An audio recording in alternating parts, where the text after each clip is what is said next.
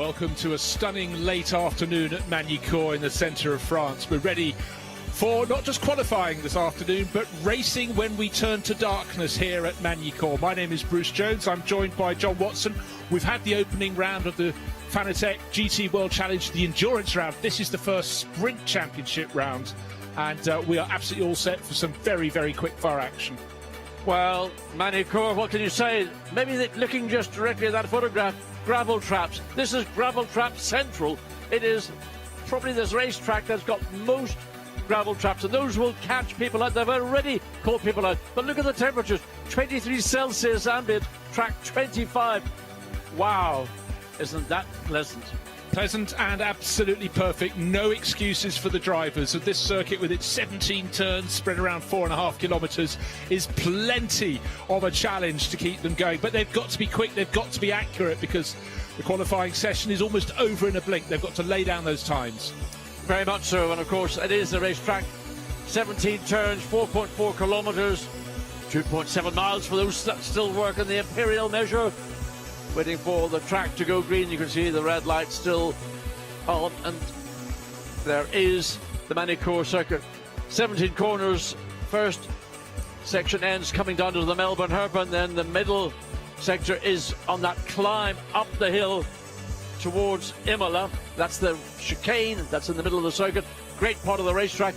Then up to the highest point, that becomes the third sector on this 4.4 kilometre track. I mean, what is absolutely crystal clear from that is that qualifying is almost everything here. Track position when you form up for the grid is so important. If you can lead into Grand Courbe at the start of the race, then you've got the stars aligned for you. Chris Froggatt stepped up as Pro-Am champion last year. Now he's going in the silver class. You can see on the tail of that Sky Tempesta Racing Ferrari, the little badge, silver, the number 93. He's got a new teammate, Giorgio Roda, joining him for 2021, and certainly in the few years since Chris has been racing, he's been gathering titles and experience as he goes. Yeah, certainly in terms of what they did last night when they had the nighttime practice, bearing in mind we've got a race later this evening, so they did a very strong job. That car ended up fourth quickest. Chris Froggatt actually did the lap time that got the fourth quickest time overall as the track now goes green. Well, bang, we're out. 20 minutes the cars will be out on the circuit. No time to waste. And the split across the 27 cars is 14 Pro crews. That's quite stunning. 9 Silver Cup crews and 4 Pro-Ams. We've also had a little bit of juggling. When we came to this meeting, the number 14 Emil Frey Lamborghini was being shared by Riccardo Feller and Alex Fontana, his fellow Swiss racer. But Norbert Siedler's dropped out of the sister Lamborghini, that's 163, so Riccardo Feller's moved across to that, and his place in number 14 taken by Arthur Rougier. So a little bit of movement here and there. It may have been a circumstantial change, but one thing I tell you is for sure that 163 Emil Frey Racing Lamborghini will be even more of a threat to the entire field, because those two drivers, Costa and Feller, clearly very capable of taking a Lamborghini. There is the 114. We're looking at the 163 is the car, that's the Riccardo Feller. Albert Costa, the 114 is the car of Jack Aiken, of course, who made his debut at Monza, or hopefully would have made his debut at Monza a few weeks ago, and Constant Lappinen. Another Finn, good to have Finn on board. Track conditions right now, John, absolutely perfect, but look at the clock. It started at 20 minutes. We've already lost a minute and a half as they're going around, getting heat in their tyres, building up to pace. One of the things that really strikes me, apart from these stunning views at Magny-Cours, that's never looked better, is just the sheer diversity, not just the drivers in the different classes. We've got 7 manufacturers out here on the grid as well. Not the grid, on the track at the moment. So it really is a diverse championship. I mean, it's very competitive. We see manufacturers coming back in, looking at the 14 Lamborghini right now. To give you a baseline of where we would expect these times to be, from about 24 hours, or just under 24 hours ago, when the cars went out on track for their free practice Friday afternoon, quickest time was set by the 32 Audi Dries van Thor behind the wheel. He did a 1:35.849. So that's the benchmark time that we're going to be looking to see. And these are warmer conditions than they were on Friday. When they went out on Friday, the air was only 14 Celsius, track only 17. Now it's up to ambient 23 and track 23.5. That has a bearing. It can work for you, it can work against you. But it is a busy racetrack, 17 turns, Some of them are high speed, especially at Grand Curve and into the Estoril. Well, one of the best things you can do is make sure you've got clear track. And Arthur Rougier, as we said, just stepped into the number 14 Emil Fry Racing Lamborghini. Purple on the screen, that means he's got the fastest first sector of anyone, and he's really grasping this opportunity. Of course, his qualifying time defines where that car starts for tonight's race, when they'll be in full darkness, and it is dark at Magny-Cours. Oh yes, they turned the lights out, and really it is true nighttime driving. Lucas Stolz now has gone not only fastest in sector 1 but also in sector 2. So Lucas Stolz in the number 6 Mercedes-AMG Team Torque Sport, expecting a lot from this driver pairing. Lucas Stolz and Maro Engel, always potentially race winners. Didn't have the best event in Monza, slightly disappointing in terms of out-and-out pace, but Lucas Stolz is on that pace right now, 1:36.842. So he's fastest in this qualifying session early on. That's 1 second down, almost precisely on the best set by Dries Van Tor, so there's more to come. But Stolz and Engel, doesn't matter where they race, they'll be in a Mercedes somewhere. Doesn't matter what the team, they have a different livery almost every weekend. But right now, for 2021, we've got to get used to Team Topsport WRT Mercedes. Theirs is the white one. The sister car shared by Oscar Tunjo and Yusuf Pohaka is the black one, and certainly it's a team on the move. Lucas Stolz fastest by, at the moment, 0.4 of a second from, yes, the sister car. Oscar Tunjo, driving number 7, is second fastest. Well, we're following around 88 Mercedes, of course, familiar with Raffaele Marcello and Timur Boguslavski. So let's wait and see what that Mercedes is going to deliver up. Timur Boguslavski is behind the wheel for this qualifying session, and this is the time that will relate to where they will start, the grid position they will start into the, well, not the late hours, it's about 10 past 10, I think, when the race gets underway, but it will be full dark here at Magny-Cours. Some drivers building up to speed, others fully on it. And it's Mercedes, well, I was going to say first and second, because Ezekiel Perez Compact was second fastest. He's now third fastest, because Charles Weerts put the number 32 WRT Audi, the one that was fastest yesterday in the hands of his teammate, up into second place. 0.18 of a second down on the best from Lucas Stolz. Great lap there from his teammate, young Frank Bird, young British racer, goes third fastest for Team WRT. Who else is making the moves? Looked for another lap coming through from Oscar Tunjo in the Silver Cup class. Bang, in it comes. He's second fastest. Yes, and he had the fastest sector time in sector 1, which was a very good effort indeed. It's the two quickest of the turns here in Magny-Cours. The Grand Curve is more literally, it is a curve rather than a corner, but Estoril is one of those corners. There's a bit of banking in it, and it's a corner. If you get it wrong, you penalise yourself all the way down this long Gulf Straight, all the way down to the Adelaide hairpin, capital of South Australia, of course. Wonderful city, beautiful wine growing area. Let's not get distracted. This is a wine growing area we're in here at Magny-Cours. A little further from the coast, obviously, than the Gladlands around Adelaide, but bouncing the chicanes can work, and that was the final corner, 16 and 17. Tommaso Mosca, Attempter Racing Audi, to the top of the charts, but we're still 0.8 of a second down on yesterday's greatest pace, but it is warmer, as John has pointed out. But for now, it's Attempto waving the Audi flag at the top of the charts. What can Lucas Stolz do to fight back? He's done his best first sector time, but not the outright one. There is Stolz, number 6, making the moves. Obviously, everybody's gone out on fresh or brand new tyres, so the tyre will be at its best. We always repeat this on the first lap, flag lap, maybe the second flag lap. The longer you go, then the tyre performance plateaus out. So it's just simply a matter of picking and choosing whether you feel with 13 minutes remaining it's worth staying out, or you want to come in and maybe we can make an alteration to the car or have a discussion, just catch your breath, and then go out for one last charge. OK, well, it was fleetingly while Stolz was going to complete that lap. He came across the line third fastest. It was an Audi 1, 2, 3 with Team WRT Charles Weerts ahead of Attempter Racing's Tommaso Mosca, and Leo Russell playing in GTs this year after years away, and he'd been a tip-top driver in the LMP2 prototype class. So good to have that French racer going well on home ground for Santalot Racing. Notable that out of the top 7 cars in this qualifying session, 5 of them are Audis. The other 2 are Mercedes-Benz. Now, what's that telling us then, Bruce? Do you think maybe Audi have got a trick here at Magny-Cours? Certainly, they've got the pace, and we saw that on Friday afternoon, and we're now seeing it again here on Saturday afternoon in much warmer conditions. It certainly looked good for them, and Audi and Lamborghini, we know they're remarkably similar, different outside, more similar under the skin, and there's a Lamborghini in the top mix as well, because Ricardo Feller, who jumped cars from 14 to 163 just this afternoon, up into 6th place. But Audi certainly looked very well nailed on, and Charles Weerts going faster and faster. The young Belgian does that from year to year. He gets better and better. He was short on experience, but he's not short on lap times. 1 minute 36.359. They like that there. Dries van Tor on the left of the screen. He set a time half a second faster when things were cooler yesterday, but that's top of the charts. And here's the McLaren. This weekend it's being driven by Ollie Wilkinson and Ben Barnicott, and at the moment not quite at the top of the charts. Again, there's a one-off entry from McLaren from SRO Motorsport. Strong driver lineup.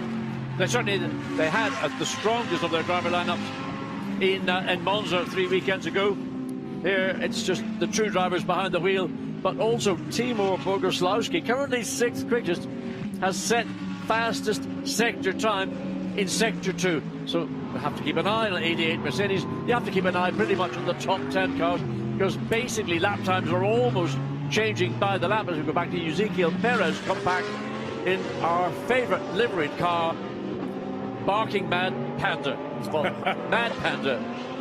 Well, just one thing I want to point out is I'm almost seeing no improvements across the timing screens. You were talking about how those tyres are very, very sweet on the first flying lap. If you don't get it right on that, have another crack on the second one. But by the third or fourth, it looks though the best has gone. No one seems to be caught out in terms of traffic. Mad Panda Motorsport into the pits there, so maybe Ezekiel Perez compact thinks he has done what he needs to do. But top of the Silver Cup class, and he's sharing, of course, with Rick Breukers, who'll be racing that along with him tonight and qualifying it for tomorrow's race. That'll be done tomorrow morning. Or on the outside, the Sky Tempesta Racing, Ferrari, Chris Froggatt and Giorgio Roda. That's also in the Silver Cup class this year. And again, I just mentioned there was nobody getting caught out in traffic, and I was proved immediately wrong. Yes, of course, up at the top of the circuit, Chateau d'Eau. It comes after the Imola chicane. So it's very much follow your leader up into the braking zone at Chateau d'Eau. Then you run all the way downhill through what they call the chicane, but it's just a left-hand curve. Now watch on board as Froggatt goes through the Grande Curve, big curve to those that are non-French speaking. And then into the long, tyre punishing Estoril, double, triple, quadruple, right-hand corner, then onto the long straight, all the way down to the Adelaide Hairpin. Pick your braking. You don't need to brake super late, because that's something you might only want to do if you're in a racing context. The key is to get the drive here, now, on the throttle, hard on that throttle, and push that Ferrari now back into the infield of the racetrack, up to the Nürburgring chicane. Well, what we saw on the end of the previous lap, with just a few corners to go at Chateau d'Eau, he had to go round the outside, and that cost him a little bit of time. If he gained another 1/10 of a second, he could have been in about 3rd or 4th position. As it is, great position. 2nd of the Silver Cup classes in 6th place. Look at his feet, John. Yeah, just coming out of that middle part of the racetrack, the 180 degree. It doesn't have a name, it's just given a number. Watch the way his left foot. I've noticed on previous shots, particularly at Monza, and again on a Ferrari, there's a very long pedal. I mean, I normally would, as a racing driver, would not like that length of pedal. What I want is a pedal that's responsive, gives me feel. But that, to me, is a very long travel. But maybe that's how the Ferrari drivers like their brake pedal set up. Hard on the brakes now with the left foot. Then picks up the throttle just momentarily, then he gets out of it again to dab on the brakes as he comes into the pit lane. Yeah, you could sense that lap, even though he ran quite a wide line out of Chateau d'Eau, that he wasn't fully on it. Now busy in the pit lane, but we've got time for fresh rubber to be fitted and the cars to go back out all over again. So let's just round it up. At the moment, Charles Weerts is fastest of all with a 1 minute 36.359. That puts him just over a quarter of a second clear. A fellow Audi racer, Tommaso Mosca, for the Attempto Racing crew, top Silver Cup crew, in 3rd overall. Mad Panda Motorsports, Ezekiel Perez compact. That's one of many cars in the pit lane. The top Pro-Am runner is outside the top 20. We have to look just off the graphic on the left of our screen there. 27 runners, great field of cars here. Very nearly had 28. Allied Racing so nearly came here with their Porsche. Hopefully we'll get them later in the season. Looking for movements, but with so many cars having come into the pit lane, we haven't got anyone really charging as yet. A lot of the drivers have been in the pits, have come back out, John, getting heat into their newer rubber. Yeah, some minutes just simply come in, have a chat with the team, make a decision as to whether are we going to use yet another set of tyres. They may have they'll have new tyres, but do you want to save them for this evening's 1 hour sprint race in darkness when ambient temperatures are going to be a lot cooler? I mean, just looking back to last night, ambient temperature last night, air was 8.4 and track 30. Massive difference between where we are right now and what it's going to be, what, 5 hours, 4 hours from now? Still one of the great sounds in motor racing, the rumble of that Bentley engine. This is certainly far sweeter to the ears of Ulysses de Pauw, young Belgian, just stepped up from a bit of Formula 4, Formula 3 in Britain last year, where the engines are the thing of beauty in terms of sound. But this, it rumbles, it grumbles, and a big handful for a 19-year-old. Yeah, and he had a handful there. The back end got a little bit loose. He had to get out of the throttle just to put a small amount of opposite lock on to correct it again. That has a bearing then on the pace he's going to have all the way down this long straight as we look at the 89. Yeah, but for all that, John, Ulysses de Pauw just vaulted from 17th up to 10th overall. That's a remarkable effort from the young Belgian. Yes, but that was on the... No, he's on another lap now, but the previous lap, clearly, he did a better job in Estoril. He just found the car a little bit marginal on the entry into that long right-hand corner. It was Alexander West and the Aston Martin Garage 59 entry. Top Pro-Am runner. I was trying to find exactly who was there. He is the Swede, 23rd fastest. At the moment, he's 0.2 of a second quicker than Barwell Motorsports Lamborghini, with Miguel Ramos at the wheel. 4 Pro-Am runners mixing with the Silver Cup crews, the Young Guns, and the Pro-Pro combinations. Study of concentration, and Alexander West has been doing an increasing amount of racing in recent years. He's got a shot at the Le Mans 24 Hours this year, so plenty on his plate.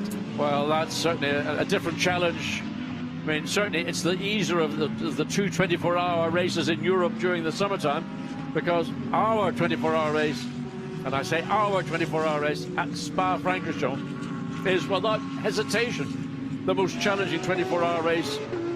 I'm not going to think about the Nürburgring, because that's a sort of a bit of a novelty in many respects.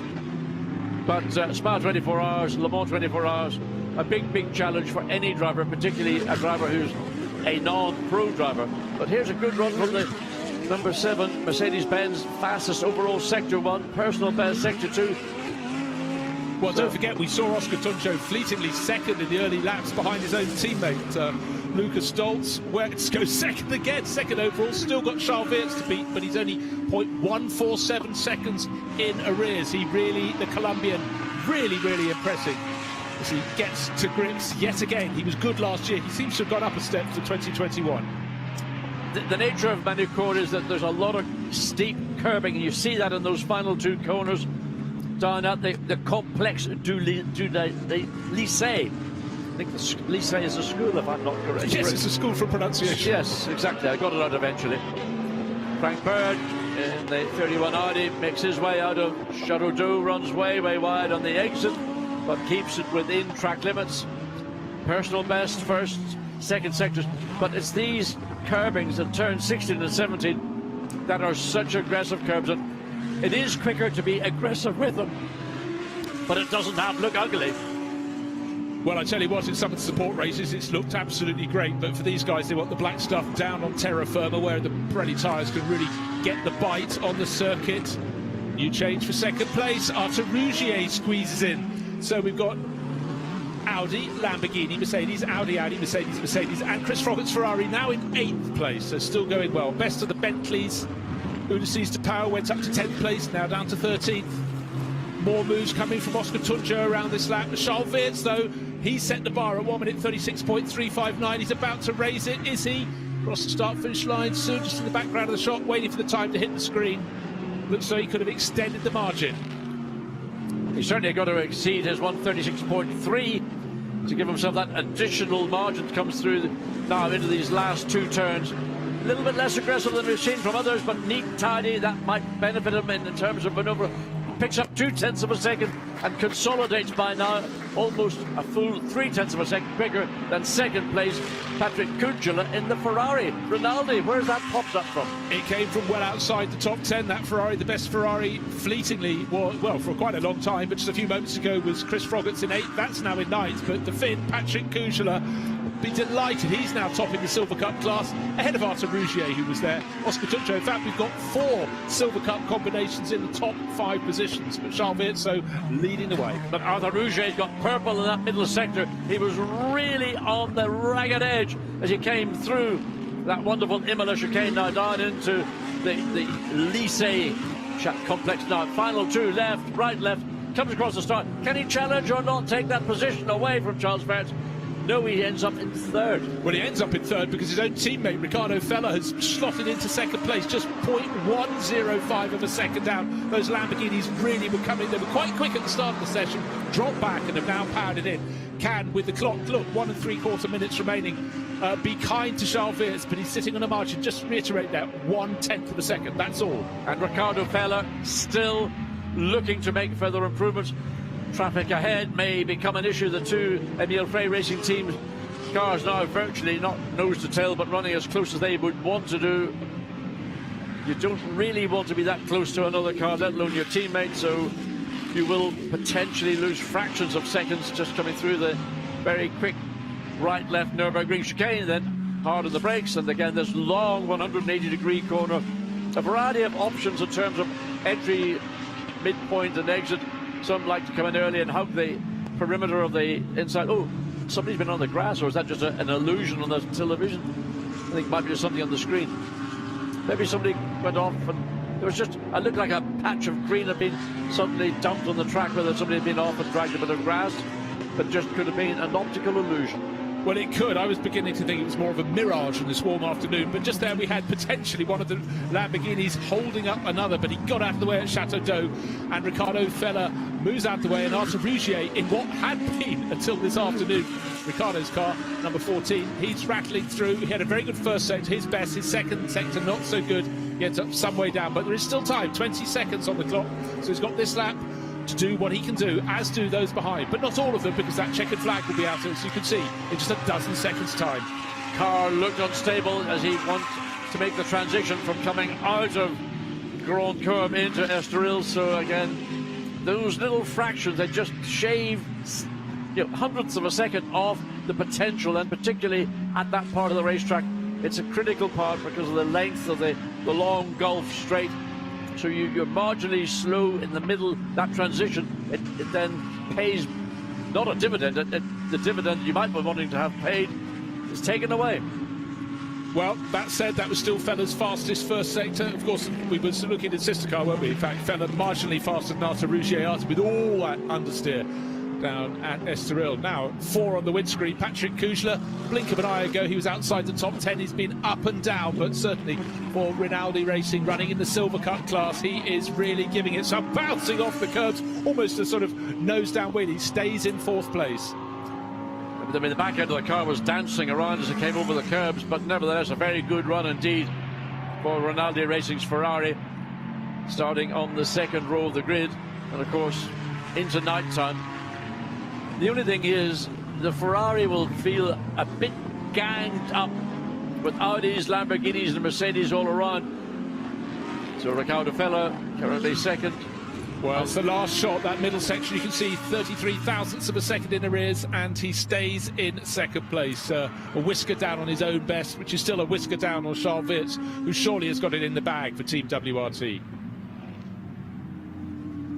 McLaren coming through in the background shot. Oliver Wilkinson not so long ago was 23rd. He's now 22nd, ahead of all the Pro-Am runners. But for Team WRT, pats on the back, job well done. Fastest in yesterday's practice and faster again here in the first of the qualifying sessions. There's Yves Virtso, father of Charles, so you go out to give him a pat on the back. Yes, I mean, a good run indeed from... We've stopped calling Charles Virtso young Charles Virtso because he's actually started to... Shave? Yeah. So he's now just simply Charles Virtso. Okay, we have passed that on. Right, so good job from Emile Frey Racing. They had the change of personnel this afternoon, but they've come through in 2nd and third positions. Ricardo Feller ahead of Arthur Rougier. Patrick Kugler, very impressive fifth place in the Rinaldi Racing Ferrari. Ezekiel Perez-Companc up into fifth come the end. So let's take a look at the results from that session. The glorious sunshine at Magny-Cours, and it was tough at the top, but Charles Weerts put a marker down early on, and he ended up at the top for Team WRT. So it's Audi at the top of the charts ahead of two Lamborghinis, a Ferrari and a whole host of Mercedes. But Charles Weerts at the top by 1/10 of a second from Ricardo Feller, and Arthur Rougier just a blink of an eye behind, third fastest. Patrick Kugler in fourth. And sorry, I ought to point out that Arthur Rougier was the top Silver Cup runner in third place overall. Kugler also in the Silver Cup class is fourth for Rinaldi Racing Ferrari. Ezekiel Perez-Companc, Mad Panda Motorsport, fifth fastest, the Argentinian really flying. And Lucas Stoltz, the early pace setter, he's running in a pro lineup with Maro Engel, ends up sixth. What could have been? But it seemed very, very good indeed for the Audis and the Lamborghinis at the front of the field. Any surprises up and down the charts? Well, no surprise at all. Everything just kept changing. It was 20 minutes, it was quick fire, John, and exactly how we like it. Blink and you missed it, fail to get the sweet spot on your tyres, and you could be shuffled outside the top half dozen. And in effect, that's what happened to the 88 Mercedes. Timo Boguslavski was up on the top three earlier in the session, and then got shuffled down the pack, and it's in fact the Mad Panda Mercedes that's the quickest of all, and that's a Silver Cup Mercedes-Benz ahead of the Pro car, the Torque Sport car. So good effort by Ezekiel Perez-Companc to do that lap time. Yeah, it really was, but again, it was all about now. Fastest driver, 1 minute 36.133 seconds, and Charles Weerts has been caught in the paddock by our very own Gemma. Charles, we can see how pleased you are with that as you got out of the car and hugging everybody here in the garage, and quite rightly so. You've set the bar. Yeah, I'm so happy. I mean, it's quite funny because before the weekend I really said, fuck, my one goal here is to make pole. Let's see what the race will bring, but yeah, it's been quite a time since I did pole position. And yeah, I'm so happy to finally succeed here in Magny-Cours. Yeah, I only could do this thanks to the amazing car that the whole team gave me. So yeah, really, really pleased. And I would like to dedicate it to Kurt Modekens, his daughter that is just born this morning. So big congrats to you, Kurt. Thank you very much. Well done, you. Thank you. Well, nice to keep it in the family, the Belgian family of racers there from Charles Weerts passing it on. But that was a really good, precise job he did. Yes, a great job by the entire WRT team. And it's good to see Vincent Voss present here, as is Pierre Dieudonné. So all the big hitters here this weekend.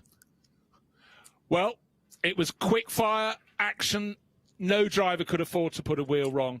Let's go back and take a look at the highlights of how those 20 minutes unfolded, from the lights going green at the end of the pit lane to the checkered flag falling, and Charles Weerts ending up at the top of the chart. So it was 20 minutes, pure qualifying action, perfect track conditions, warmish air, a little more heat in the track, and it was Lucas Stoltz setting the pace early on for Top Sport WRT. Timo Boguslavski, overall champion in 2020, looking to see what he could do. Riding the curves, was it a good thing, was it a bad thing? All the drivers tried different versions around the 17 turns of Magny-Cours.